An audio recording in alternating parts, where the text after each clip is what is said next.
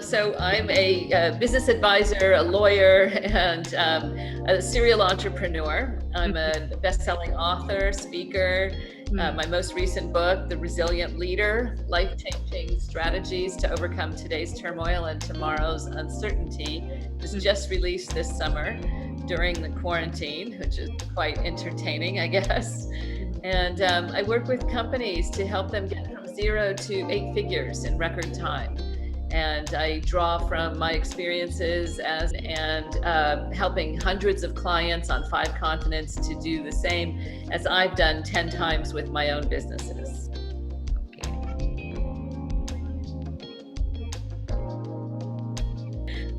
My business is ranged in varieties of industries. I've been involved in the entertainment industry and real estate investing and professional motorsports and health and wellness, other kinds of business consulting offerings.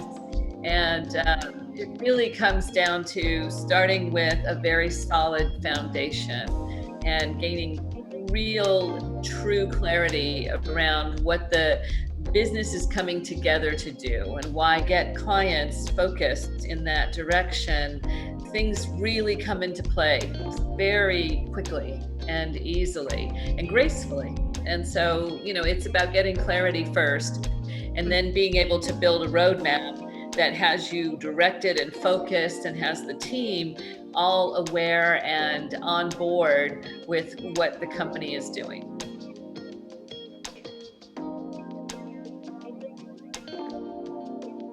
I have been a 2-time Category 5 hurricane survivor. I literally had the roof blown off my house and was left buried alive for almost 24 hours in my shelter, without any idea how I was going to get out, or having no plan for rescue and not being able to communicate with anyone. And then when I ultimately did get rescued, having to survive for a couple of months without electricity, running water, telecoms, even cooking gas. And so those experiences, on top of many others, because not everybody's been through 2 hurricanes that destroy their homes and 85% of the housing in their island nation, but we've all had some kind of experience of, whether it's financial distress or relationship failures or things that I'm currently dealing with the transition of my father and my mother's decline as well. And those to me are all Category 5 experiences.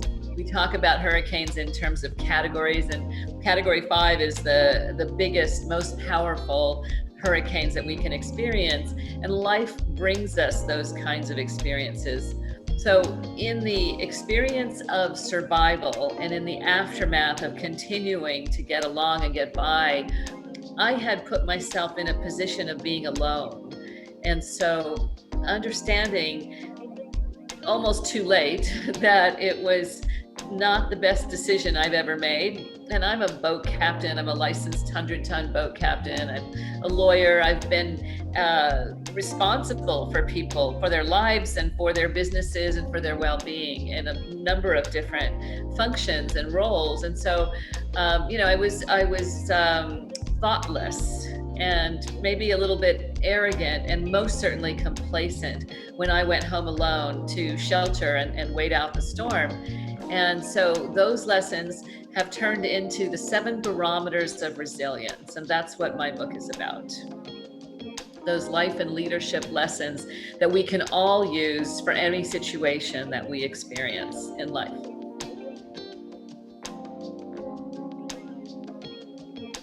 Go through when we're in it, right? Where do we start? And, I talk about something called a float plan. And we have to show the people, for ourselves first, and anybody who's depending on us, if we're leading a team, the team members, or if we're head of a family, or we have people who are dependent on our success or survival. It's important to have a float plan. And this is I draw from my experiences as a mariner to put context around these lessons that I have to share and that I've learned. And that is that a float plan is something that mariners know to file before they set sail.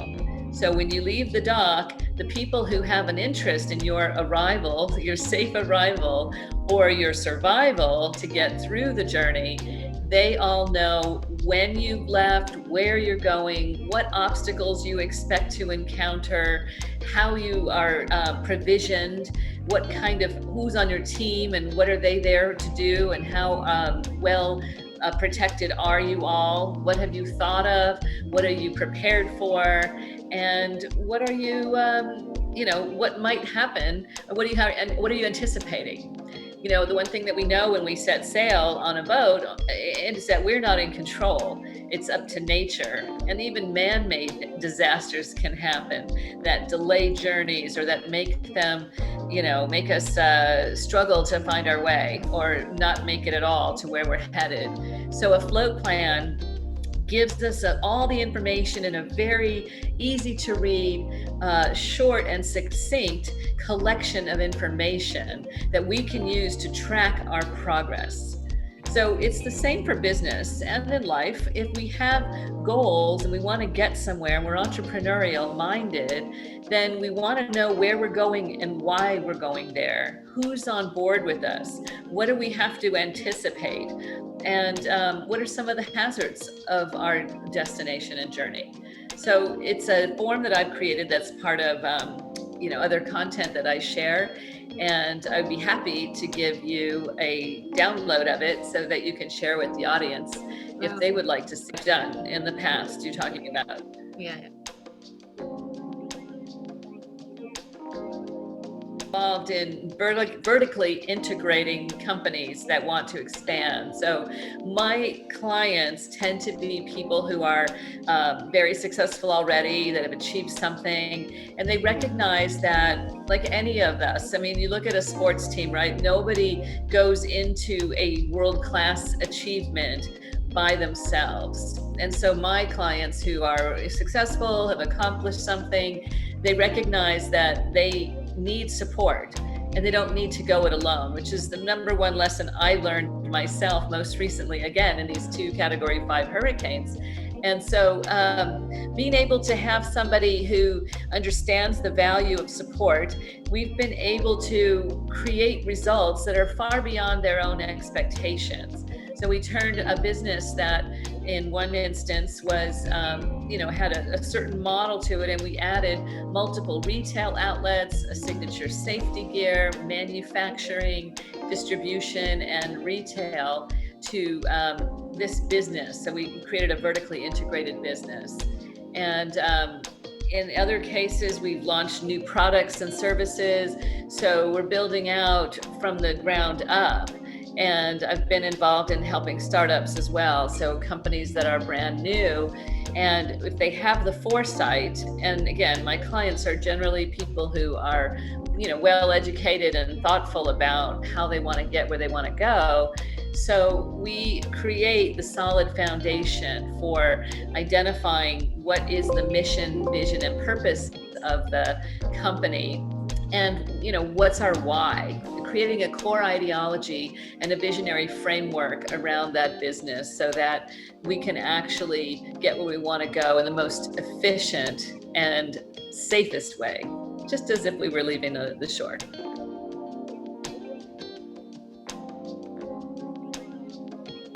It depends, right? It's different every time. What brings in investment? It's really understanding what are investors looking for? How do you answer the questions they're going to have and give them what they need, which is a solid management team, a clear vision, a clear communication of what it is you're trying to do, and you show them how you're going to recover their investment for them. Because, banks aren't in it to take risks. Investors don't want to take risks either. So they're looking for mitigation. And it's the responsibility of the team to show how they're going to protect the investors. And these are the ways that I help people position themselves well for taking an investment.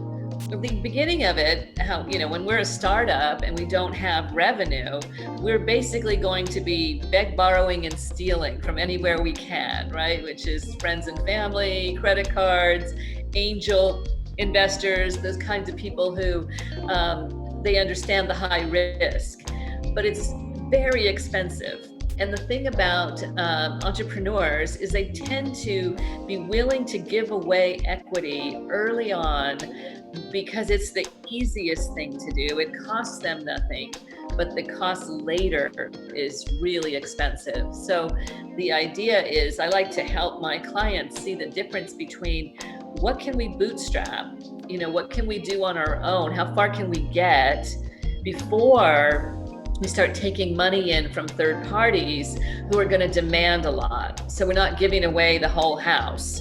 And it's a fine line. It's a delicate balancing act to know when you can bring in money safely and for the best interest of the company long term.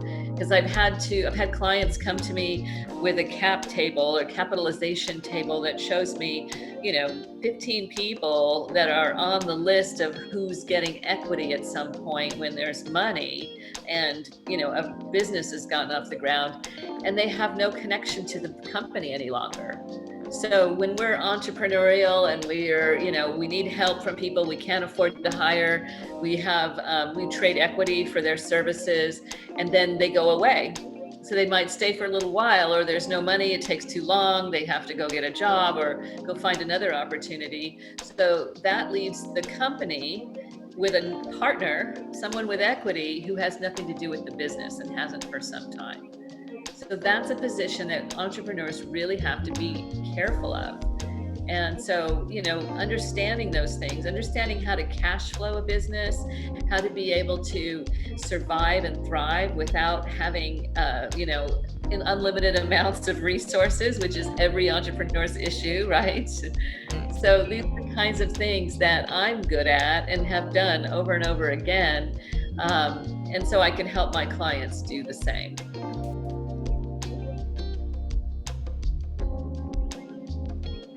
I wanted to make sure that nobody would find themselves alone, feeling that experience of, I can handle anything, right? I've done it before, and making decisions like I made. So I think the only thing that's of value for any of us when we share our stories is what can others learn from that? When I was trapped there for 24 hours, I had this moment of realization where I knew I wasn't going to get out on my own. I was trapped and I didn't have any idea what was going to happen. And I could feel the panic rising and the storm is raging and the pressure in the ears is like being at 30,000 feet without an equalizing cabin. So it's just the most oppressive experience and terrifying experience of my life. And that realization of, okay, what can I do? Right, and all of us have been in some situation, I would venture to say, where we just don't know what the next step is. And so what I knew for myself, a small voice in my head said, let's just write everything down that we've experienced and make a list of things that we did right, things that we didn't do right, or things that we forgot, or mistakes that we made. And that was the beginning of my book. And so it was a journey of going through this experience of just being in there and not curling up into a ball and wanting to just, wait until I died or whatever was going to happen. And being able to say, I'm going to do something useful. First, I'm going to learn, right? I'm going to figure out what mistakes did I make and what will I never do again the same way. And then also, what can others do? But that's a journey. And in writing a book, I think for those of us who are not as famous as, say, Michelle Obama, she wrote a book and hers came out just before mine. And I was, anybody would want to hear anything she has to say. It's going to be a bestseller. But I don't have that, I'm not that famous. Yeah. And so wanting to tell people things about you should have a purpose.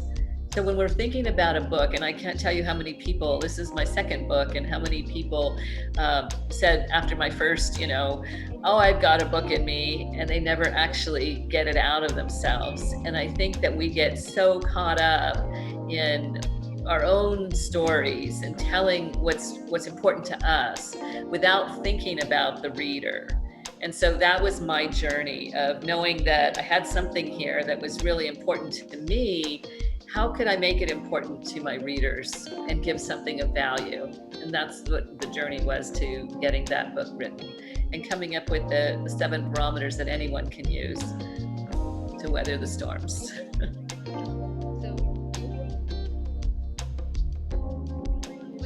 I think every page in the book is applicable to the current times, right? Because I was in a situation not unlike many business owners where I had no idea how I was going to survive. And in my case, there was some physical survival component, right? I had to find food and water. But for business owners today, in this global pandemic that we're in, it feels just like life is at stake.